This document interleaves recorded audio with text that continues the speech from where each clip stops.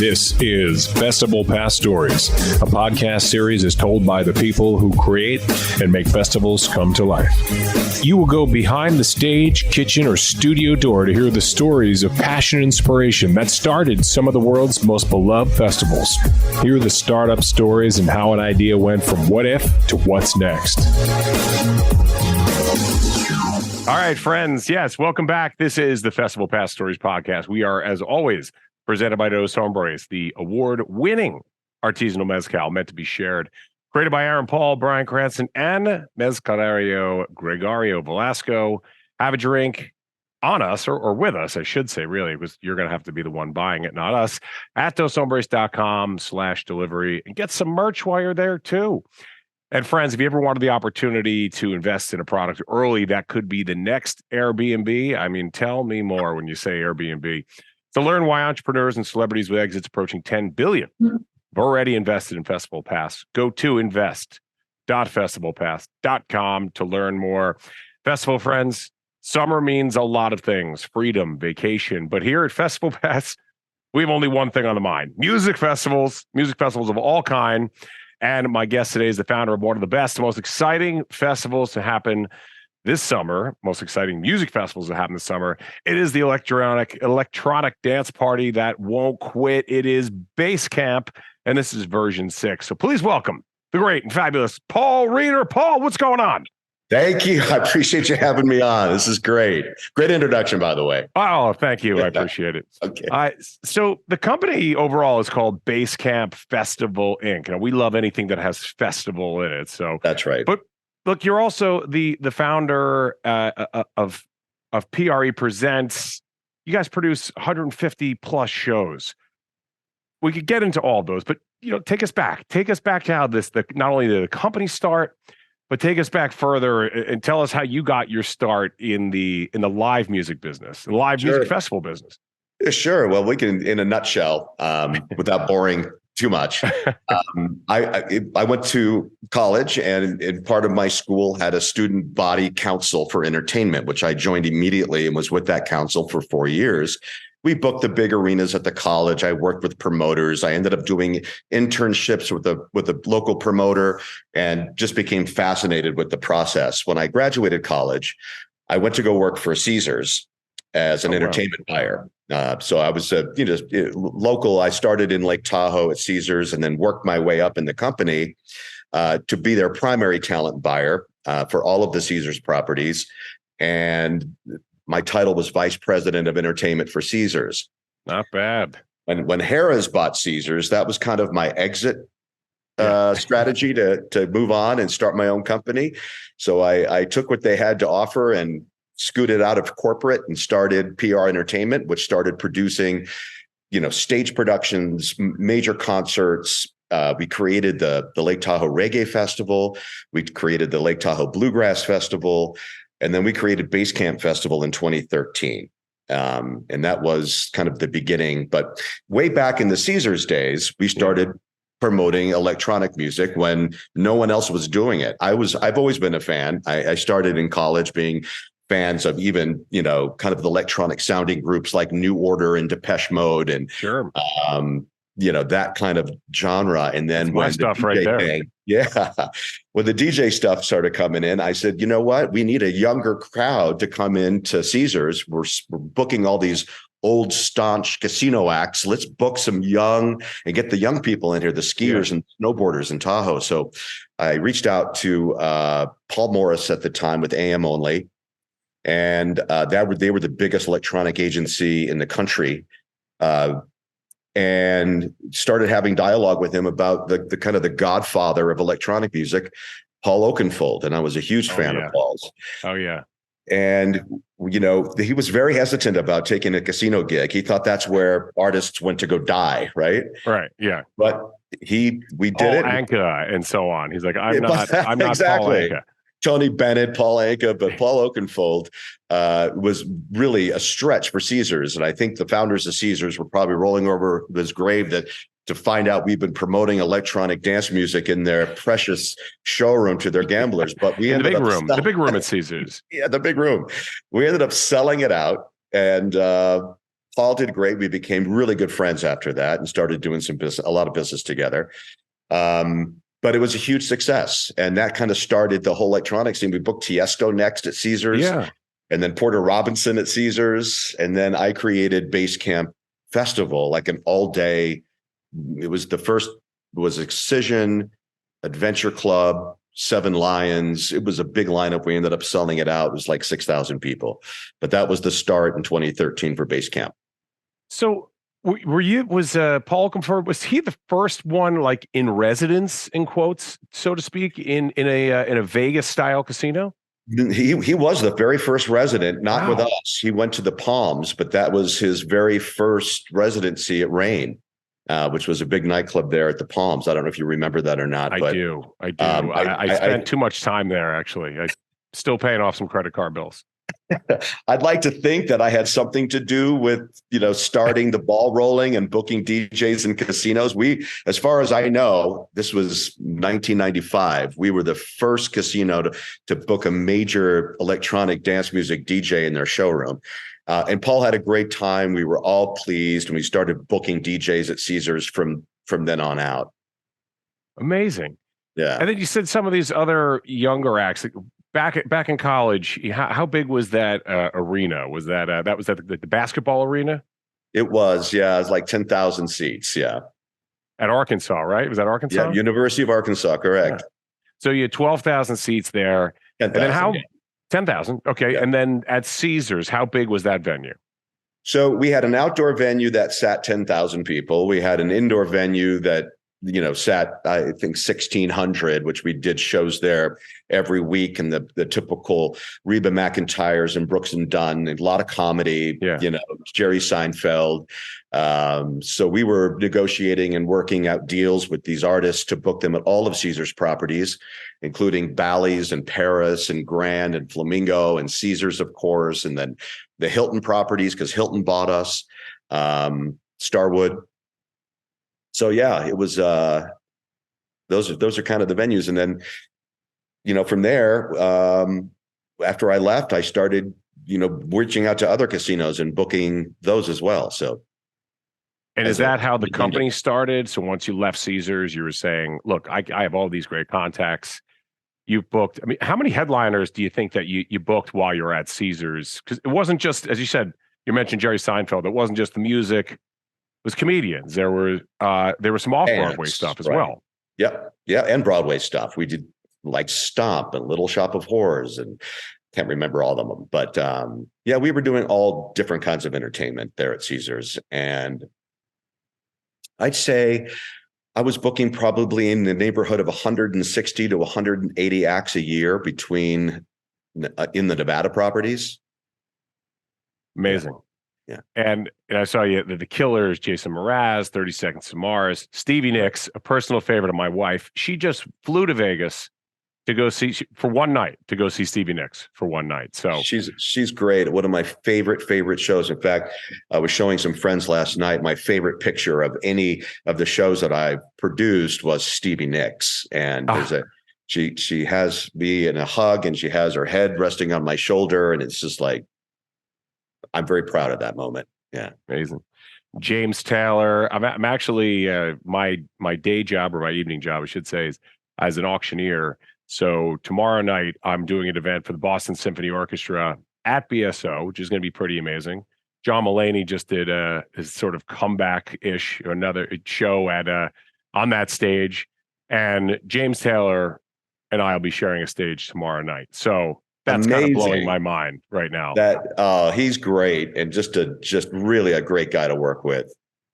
Yeah, I should say James Taylor is going to be on the stage. I will be walking on the stage as he's walking off, I think. So you can still get that credit. Sharing for 1 second. Right. I'll be over here, he'll be over here, and it's moving like that. But still, sharing. You wouldn't be lying. Yeah. I was thinking with all these acts that you have worked with over the years, and talent can be finicky and so on. I was flying home the other day and finally got to see the Rocket Man movie about Elton John. So great. And it was a great movie. Taylor Egerton, the actor, unbelievable. But I was that scene where he's about to play Madison Square Garden, the world's most famous arena, and just has a moment where he's like, I can't do this anymore. What am I doing? In the big fiery costume, walks out of Madison Square Garden into an AA meeting, like Mm-hmm. at the church down the street. Mm-hmm. And I was just, my immediate thinking was, from producing events myself over the years and working with some talent, not like the ones that you've worked with, but the fear was always, what if the talent doesn't show up, or the talent's like, I'm not coming because something went haywire. So you can protect the innocent if you want. Sure. But was there ever one of these kind of situations you can think back where, because I would imagine that situation at the Garden, if that authentically happened, would have pretty much almost caused a riot. But yeah, was there ever a situation like that? I can think of a couple actually that I had to talk people off the ledge. And I booked, the very famous singer. I don't know if your audience will remember Tom Jones, but Tom Jones the sex bomb. A classic, right? I mean, ladies would throw their panties at him on stage. He was known for that. But 2 sold-out shows at Caesars. Friday night, we noticed that his voice was getting a little cracked. Saturday, he's backstage drinking tea. His manager warned me that there's something was going on with his throat. Just 20 minutes before showtime, he said, hey, Tom's not going to be able to go on. His voice is shot. He's got laryngitis. Something's going on. He caught something. And I had to get on stage and tell these people that, unfortunately, due to circumstances with his health, he's not going to be able to perform that night. You had to get on stage and tell them. I did. Yeah, I did. And tell these, because there was no way to communicate. I mean, everyone was there. The audience was seated. He was back there. He tried everything he could to try to go on stage. But, and then Linda Ronstadt, I had her booked at Caesars, and she did not want to go on stage. She goes, I can't do this. I can't, I'm done. I can't get on stage. Oh my God. And I had to talk her into it. And she did. She ended up going on doing the shows, but that was a scary moment, but it ended up just fine. And she put on a great show. So. All right. Well, everybody, Paul Reeder's book is coming out in 3 weeks, and you can read all the rest of the stories there. I am sure that you can. And I was also thinking, when looking at all these great acts that you booked, I've seen a good amount of them, but you always remember your first concert. One of the names that stuck out to me was that you produced shows for Ziggy Marley, and that was my first concert at the, now called the PNC, not a sponsor of this show, Art Center in New Jersey, like an amphitheater kind of place. But do you remember what was your first show, and do you remember kind of like being really young, go to a live concert the first time, and that feeling? I still kind of remember it.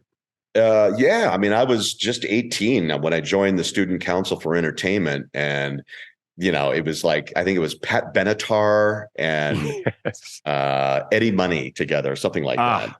Rest in peace. But way back in the day, I mean, and they were selling out arenas at the time. Pat Benatar had the number 1 hit in the country. But I just remember being enamored with the whole process and watching, the promoters come in with these suitcases with handcuffs to their arms and paying the bands out. It was very interesting. And I knew at that point that I didn't want to do anything else in my life. And true to form, I stayed on that path my entire life. So, but I'm really enjoying what I'm doing now more than anything is produce music festivals. And you've been doing it for over 20 years, obviously, and it's more than a job. I mean, it's got to be a passion, 100%. Or you would have had burnout by this point, because these are some heavy stories you were touching on, and I'm sure you were just telling the lighthearted versions of those stories. But I mean, what keeps the fire lit all these years later? It's the fans. It's like, I give you a great example. Last night or Saturday night, we did kind of a pep rally for the Base Camp Festival in the same location that the festival is located in, which is in a beautiful park on the Truckee River. And we took half the park, and we bring in this big, huge art car from Burning Man called the Danstronauts. They're out of Vegas. And we had Oliver Heldens and Autograph and Piero Perupo and some regionals and locals. And we put on this pep rally. And what really gets my goat and which really gets me going is the fans and watching their reaction and seeing how happy they are and seeing how they're reacting to the artists and seeing the artists have a great time. I mean, there's no better feeling to throw something like this and everybody is happy and everybody is showing their happiness. The energy is phenomenal. We're putting together the reels now, but just the fan pictures that come out after events. I sit there just in awe at some of the fans and how passionate they are about the artists. So it is. And people travel they travel all over the world. As I said, my wife flew out to see Stevie Nicks. She could have waited until she played another festival somewhere closer, but it was like Stevie in Vegas. And this is their favorite electronic artist in Reno, the 6th year. So do you have anybody who's been there all 5 years and are reaching out to you now saying, we're coming back for number 6. We're never going to miss this? Absolutely. Yeah, we have people that come back every single year, a lot of locals. We have a great electronic music community in Reno, Tahoe. Tahoe is, it's surprising to us too, but we love it. But we have a lot of music fans in all genres. So we produce from house music to dubstep to tech house to trance. We do all genres of electronic, and we try to keep the momentum and our name out there. And even during COVID, when we weren't producing shows, we would throw, live streams here in Lake Tahoe, which is our home. We had Autograph come in and do a live stream, which was great. We had about, 30 million views on that. And people were just starving for stuff during COVID. So we've always kept the name out there, and just seeing the reaction of the fans at these events is definitely what keeps me going for sure. They were, and so many. I was doing virtual auctions like here in the studio, and it wasn't the same thing. What a time! Oh, what a time! Great. But I remember when the Chainsmokers did an event out in the Hamptons, and it was like they were outside. You could pull up in your car, but you had to stay in your car, right? You're like kind of like dance in your car, and then 20 minutes into the show, everybody's just packed in front of the stage. And everybody's like, and it was like this whole scandal. Like the Chainsmokers create the drive-in, a super spreader. Yeah. It was like a drive-in. Yeah. Right. Like a drive-in movie theater. And that's you're supposed to stay in your car and enjoy the show. And people are like, forget it. And it was like, you think back to it now and you're just like, God, we were so overprotective. It was so over the top, and never, ever can we go back. And if something like this ever does happen again, we just have to all kind of, in my opinion, just, mask up or fight through it. But we can never shut the world down again the way it happened. It caused too much mayhem in major cities, especially anywhere that was densely populated. And you see it now. And you see it now in multiple crises with mental health and homelessness and businesses just shut down that are never going to come back. And the ripple effect of that is still going. We're still feeling it. Going. Sure. Yeah, but it was what a time. What a time to live through that. I never thought in my lifetime that I have to live through something like that, and it was wow. What an experience, but I'm glad it's over. And I remember the first event that we came out of the gate with everyone was super excited to get back out there. But anyway, you were talking about people coming from all over the world. Oh yeah. More importantly, back to this. Yeah, we announced, the lineup last week for a Basecamp festival. And it was Deadmau5, it's Madeon, it's Good Times Ahead, it's Walker and Royce, it's Destructo. It's a great lineup, Blank. And we started seeing tickets from around the world. We have I think a party of 6 coming over from Japan. Oh, we fantastic. have fans from South Korea that are coming over. When I saw that, and Saudi Arabia, I'm going, wow, this is really cool to see fans, because Deadmau5 doesn't do a whole lot of shows lately. So we're real excited to have Deadmau5 headline Basecamp this year for us. And Deadmau5 is being very selective of the venues or the festivals that Deadmau5 is playing. Very selective, yeah. So we're so pleased to have him on this year. Yeah, and I mentioned before that you do produce 150 plus festivals. But you mentioned that you own 3 of these festivals. The Lake Tahoe Reggae Festival, the Lake Tahoe Bluegrass Festival, and of course, Base Camp. That's right. Producing a festival versus owning it. Yeah. A completely different animal, right? It is. Well, you're responsible, and the bottom line is the buck stops here. So Yeah. I'm not working with anybody else's money. It's my money, and knock on wood, we've survived, since we started this 10 years ago. And the reggae festival has been moved up to Palisades Ski Resort this year, which is it's a 2-day festival with Revolution and Stick Figure and a huge lineup. We're already sold out. And that's a 2-day event. It's like 7,500, 8,000 people a day. We joined forces with the Cali Roots Festival team, and Dan Sheehan and Good Vibes Presents to kind of take that festival to the next level. And it's been a great relationship. We sold it out last year at 10,000 people for 1 day. Now we're kind of spreading that over 2 days now up in Palisades. So that's going to be July 22nd and 23rd. And then the following weekend, Base Camp Festival, and that's on the Truckee River in this beautiful all grass green park that's actually an island in the Truckee River that you have to get to by bridge. Really cool. So cool. Wingfield Park, is that right? Yes. Okay. Yeah. And so that's where the event was on Saturday too. It was great. So the kickoff was there. So now everybody knows how to get there logistically and everything else. So that's fantastic. Yeah. So it's 3 days. It's year 6. It's a new location, and you tease the headliner. Give people the names of a couple of other big name acts that are going to be there playing over the 3 days. Sure. So, and all different genres too, from house music to disco house to tech to dubstep. Yeah. Madeon is our co-headliner on main stage on Saturday, which is great. Walker and Royce is doing the closing party. Destructo is doing the opening party. Of course, that's Gary from the Hard Festival. I'm not sure if you've talked with him before, but he's got a lot of fans. Yeah, I haven't. His set is amazing. So we're super happy to have Destructo on. We're super happy. Personally, I'm a huge fan of Walker and Royce. And they're going to be off-site. On the dubstep side, Good Times Ahead. Ghastly is coming, who's another big headliner.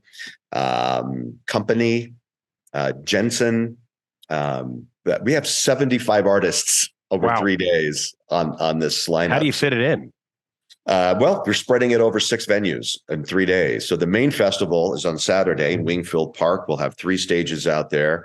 We'll have kind of the bass music stage. We have the main stage with mostly very similar genre to Deadmau5 and Madeon. It's kind of a mixed genre between house music and bass. And then we'll have a silent disco there, another art car called the Giving Tree that acts as our 3rd stage. And that's a mix of regional and local DJs. So we try to involve as many locals as possible and regionals from the Bay Area, from Sacramento to Reno. We have a lot of DJs, a lot of talent locally that we're very happy to have on the lineup this year. Yeah. Now, what about is there a VIP ticket is there a meet and greet with some of these artists, or is there kind of I want the big package. I'm flying in from Japan with my 6 friends. Oh yeah. And we're not there to save money. We're there to have the full on base camp experience. What's the best ticket to buy for the best experience? Absolutely. Well, that's going to be our VIP, which has several VIP areas on the festival grounds, including a nice waterfront area, kind of a waterfront lounge for VIP. We'll have a front of stage viewing area for VIP at both stages. The 2 big stages will have private VIP. Of course, the elevated restrooms, the nice ones that you walk into with running water and, bougie.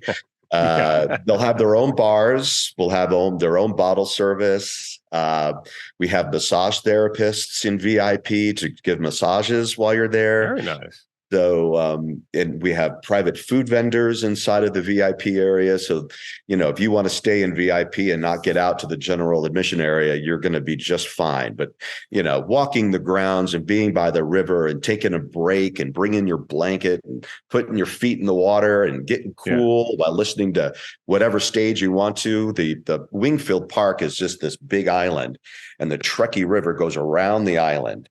And the 2 footbridges, one is general admission and one is VIP. So they'll have their own entrance. You've got a VIP bridge. I love it. Yes, and a VIP bridge. And the good thing is there's really, unless you're going to, battle the rapids, there's no way to sneak into the festival grounds because you're surrounded by a moat, basically, a big water, river. Natural security is handling. Exactly. Don't try to sneak in because it's treacherous. It's category 5 down there. So you will get caught in the rapids, friends. Just take the VIP footbridge. Don't even try it. What about lodging? Where does everybody stay when they're there? Well, the good news is that Wingfield Park is right smack dab in the middle of downtown Reno. You have this beautiful park, beautiful river, but you look around you and there's walking distance to the hotels. Our host hotel this year is the J Resort, which is brand new. They just remodeled, put a few $100 million into this gorgeous property. And there's packages online on our website, basecampfest.com, that have all different size packages, whether you're on a budget, whether you want high end, they're all there, and all the experiences are online too. So you can buy the VIP festival pass, or you could buy individual passes by day. So we have day tickets, we have by event tickets. So say you just want to go see Walker and Royce downtown, then you'll just buy that ticket. You don't even have to buy the main festival ticket. So you can be in Reno, go to the after parties, go to the main festival. You're in control. Your destiny is just check mark. We like to think of ourselves as kind of the South by Southwest of electronic music. So you can pick it. You can pick and choose what you want to do. And this is the first year we're trying this, but the fans have responded really positively like that. This is great. We're not stuck. If we don't want to go through the whole thing, or we have to work on Friday, but can go Saturday, Sunday, we have options now. And then, but I do have to say that the early bird has sold out. Tier 1 tickets have sold out. We did we did a pre-sale for fans only. Then we did an early bird, and now Tier 1 tickets are getting ready to sell out. So you got to get those Tier 1 tickets. Yeah. And you mentioned that it's basecamp.com, but a lot of our festival pass owners and friends, they'd rather find you on social media and do the autofill and buy their tickets right from there. So where can we find you on Insta, TikTok, etc.? You bet. So our Instagram is basecampfest.com, and it's BASS as in all about the bass. Yeah. At basecampfest.com. And that's our Twitter is Basecamp Fest. Our Facebook is Basecamp Fest. On TikTok, we do a lot of trendy, viral type videos. They're not a lot of promoting, but we just kind of take footage from our recent events and we make them into really cool, trendy videos. And that's at Basecamp Festival on TikTok. Basecamp Fest. So come on over and talk to us over there. We love it. We're excited about our new TikTok. Incredible. Yeah. It's only a couple months away. It's selling out fast, friends. It's base camp. It's summer. So it's adult summer camp, essentially. It's a bucket list festival in the biggest little city in the world, Reno. So you got to be there. Paul, thank you very much. We'll see you at Wingfield Park. Thank you. And we'll see everybody else in the next episode of Festival Pass Stories. Paul, thanks again. Really looking forward to it. Thank you.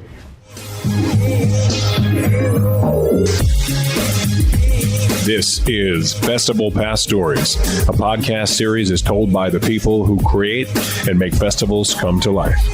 You will go behind the stage, kitchen, or studio door to hear the stories of passion and inspiration that started some of the world's most beloved festivals.